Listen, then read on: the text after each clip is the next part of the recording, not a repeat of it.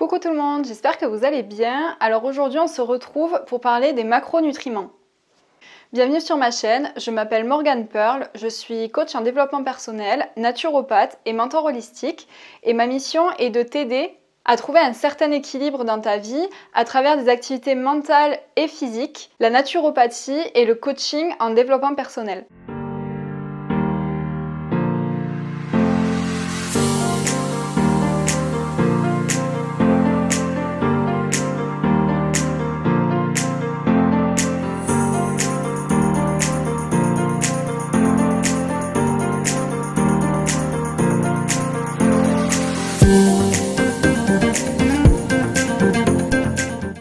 Alors effectivement, tous les aliments que nous mangeons, ils sont constitués de macronutriments. Mais qu'est-ce que signifient les macronutriments? Alors tout d'abord, dans les macronutriments, on retrouve les glucides, les protéines et les lipides. Les glucides, ils sont aussi appelés carbohydrates de carbone ou plus communément les sucres. Ils sont la source principale d'énergie et ils peuvent aussi contenir des fibres, mais ça je vous en reparlerai dans une autre vidéo. Ensuite, deuxièmement, nous avons les lipides. Ce sont les matières grasses ou les acides gras et ce sont des molécules qui constituent la matière grasse organique. Ces lipides, ils jouent un rôle majeur dans la constitution des membranes cellulaires, la production énergétique, la température corporelle et plus généralement dans le métabolisme humain. Pour finir, nous avons les protéines qui sont des molécules qui sont essentielles à la vie des tissus, notamment la peau, les cheveux ou encore les muscles. Donc les macronutriments, ce sont des molécules qui fournissent de l'énergie à notre organisme ou qui participent directement ou indirectement à notre métabolisme. On les appelle macros pour les distinguer des micronutriments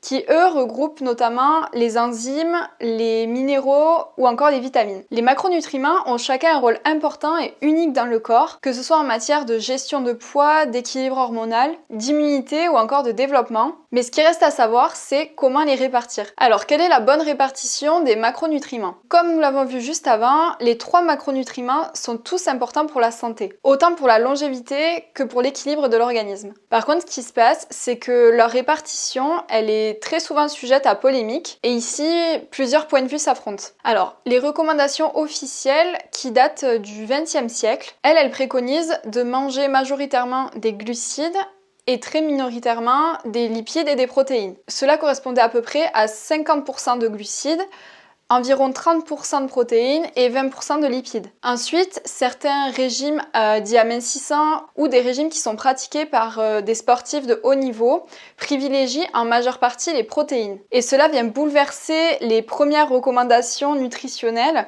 qui date effectivement d'il y a un petit moment maintenant. Donc ici, au niveau de la répartition des macronutriments, on retrouve fréquemment un apport de 50% de protéines, de 30% de lipides et de 20% de glucides. Et pour finir, il y a d'autres régimes alimentaires qui sont notamment très à la mode en ce moment et qui prônent ici les lipides. Ces régimes, vous avez sûrement dû en entendre parler, ce sont les régimes dits cétogènes ou encore low carb. Donc ces régimes privilégient en grande partie les lipides et excluent quasiment totalement les glucides. En attendant, quelle que soit la répartition des macronutriments que vous choisirez, toutes les écoles, elles s'accordent pour dire que cette répartition, elle dépend uniquement de l'objectif que vous voulez atteindre. Donc on passe à la question suivante, quelle est la meilleure répartition? Donc comme je vous le disais juste avant, la répartition des macronutriments, elle va dépendre de votre objectif, mais aussi de votre métabolisme. Les pouvoirs publics, depuis plus de 50 ans, ils ont toujours favorisé un apport en glucides plus important que tous les autres macronutriments. Donc avant 2019, l'ANSES, qui est l'Agence nationale de sécurité sanitaire de l'alimentation, de l'environnement et du travail, recommandait de consommer de 50 à 55% de glucides dans l'alimentation, 30 à 35% de lipides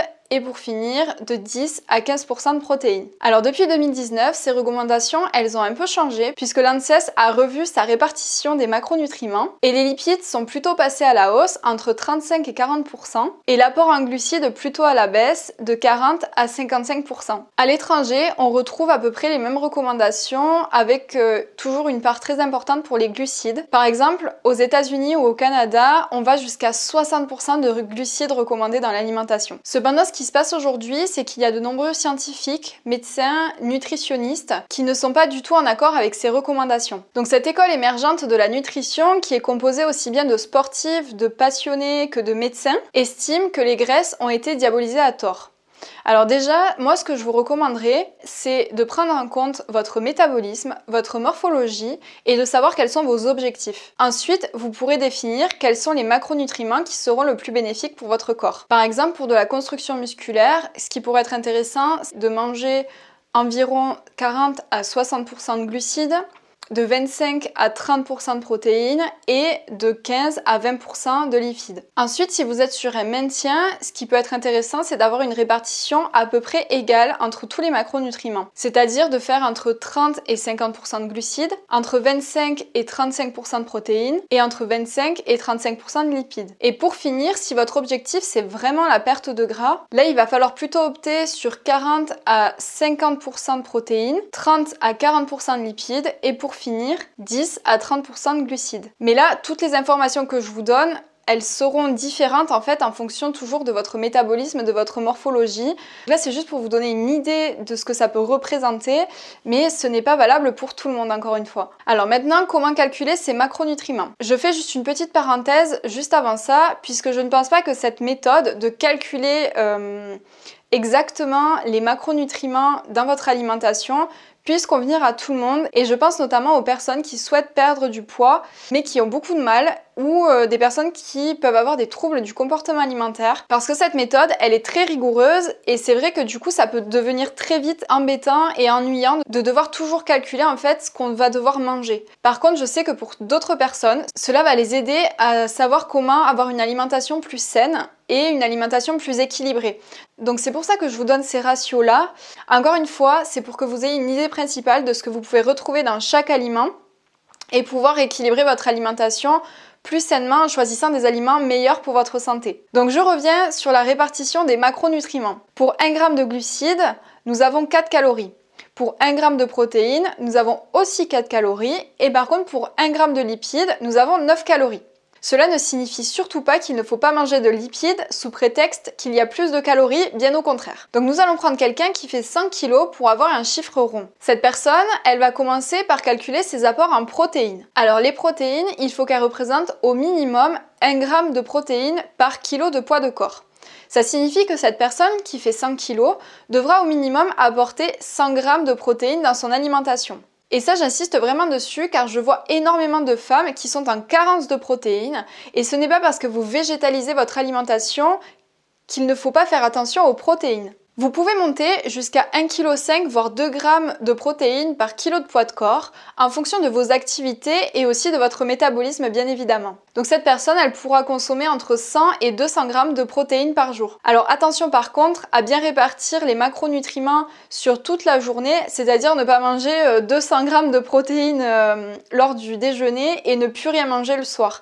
Le mieux c'est du coup de répartir ces protéines sur les 3 repas de la journée. Ensuite, quand vous avez cet apport en protéines, vous allez pouvoir calculer vos lipides. Alors les lipides, à quoi ça correspond? Eh bien vous avez simplement besoin de multiplier votre poids de corps par au minimum 0,7 en allant jusqu'à 1. Moi j'aime bien monter jusqu'à 1 parce que je pense que les lipides sont un apport très important pour notre corps dans la nutrition. Par contre il faudra faire attention à ne pas manger trop d'acides gras saturés et à privilégier plutôt les acides gras polyinsaturés que l'on dit aussi bons gras. Donc cette personne faisant 100 kg, eh bien elle peut monter jusqu'à 100 g de lipides par jour. Donc une fois en fait que vous avez fini de calculer votre apport en protéines, votre apport en lipides, eh bien il vous reste la partie pour les glucides. Pour connaître en fait votre apport en glucides, il va falloir calculer votre métabolisme. Alors pour ça, je vous laisse aller voir mon autre vidéo sur le métabolisme que je vous mets juste ici pour connaître en fait votre apport calorique sur la journée. Donc une fois que vous aurez votre total calorique, eh bien vous pourrez soustraire les calories des protéines, les calories des lipides et le total calorique qui vous restera, ce sera accordé pour les glucides.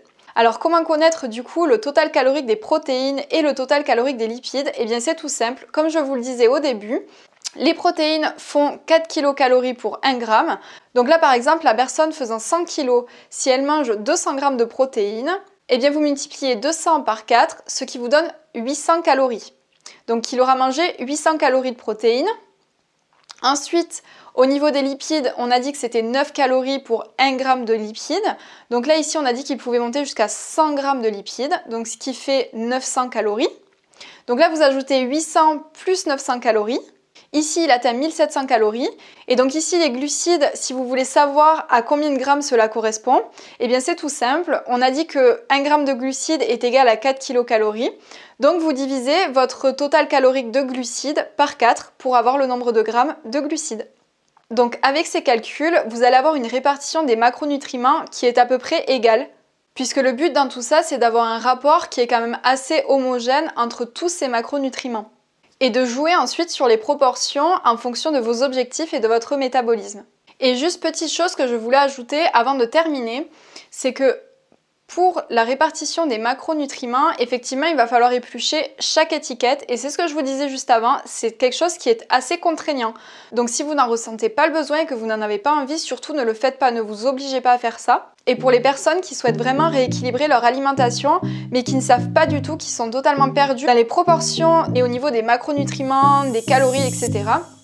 Là, ça peut être quelque chose de bien, comme je vous disais, mais uniquement sur le court terme, le temps que vous puissiez vous rendre compte de ce que chaque aliment vous apporte. Donc voilà, j'espère que cette vidéo vous aura plu et qu'elle vous aura un peu plus éclairé sur la répartition des macronutriments. Si vous avez aimé cette vidéo ou ce podcast, n'hésitez pas à me mettre un j'aime, cela m'encourage toujours dans le travail que je fais. Et n'hésitez pas à venir vous abonner à ma chaîne Morgane Pearl. Vous pourrez me retrouver sur YouTube, Instagram, Facebook et aussi sur les podcasts. Et si vous avez des questions ou des demandes, n'hésitez pas en commentaire, je serai ravie d'y répondre.